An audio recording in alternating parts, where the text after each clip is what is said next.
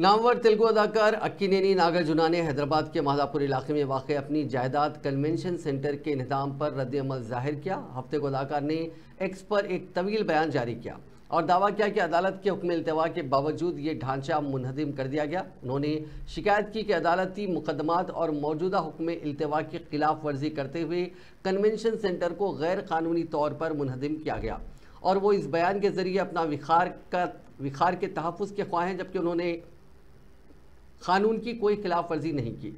उन्होंने कहा कि एक पट्टा अराजी है और इसकी 1 इंच अराजी पर भी कब्जा नहीं किया गया।